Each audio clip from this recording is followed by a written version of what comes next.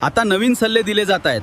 Work from home करा, petrol diesel कमी वापरा, 1 वर्ष सोने खरेदी करू नका. पण एक प्रश्न विचारू का? सामान्य माणसाकडे आज सोने खरेदी करायचे पैसे तरी उरले आहेत का? तो प्रश्न विचारला तरी आमची चौकशी लावणार का? म्हणजे लोकशाहीत बोलण्याचा अधिकार आहे ना आम्हाला, तो पण हिरावून नाही घेणार ना? मध्यमवर्गीय माणूस आज अक्षरशः होरपळतोय. सकाळी उठल्यापासून रात्री झोपेपर्यंत फक्त खर्चच आणि खर्चच.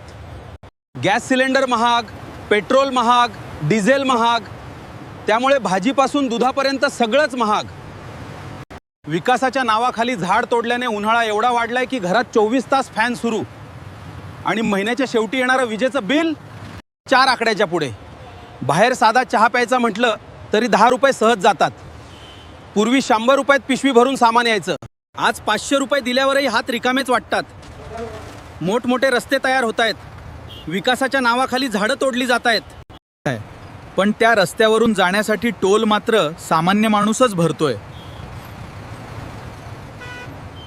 पगार तिथेच आहे, पण खर्च रोज नवीन उंची गाठतोय. डॉलर वाढतोय, महागाई वाढते, आणि सामान्य माणूस मात्र EMI, बिलं आणि जबाबदाऱ्यामध्ये अडकत चाललाय. सरकारमध्ये बसणारेही सामान्य होते ना, मग गाड्यांच्या ताफा घेऊन फिरणाऱ्यांनी आता पब्लिक ट्रान्सपोर्टचा वापर करा, मोठा खर्च वाचेल. सरकारने फक्त सल्ले देण्यापेक्षा एकदा सामान्य माणसाच्या घरात येऊन बघावं, महिन्याचा बजेट कसा सांभाळला जातो हे समजून घ्यावं. कारण देशाचा कणा हा सामान्य माणूसच आहे, आणि तोच आज सर्वात जास्त दबला जातोय. बोलताना मी कोणावर टीका करत नाही, फक्त व्यथा मांडतोय.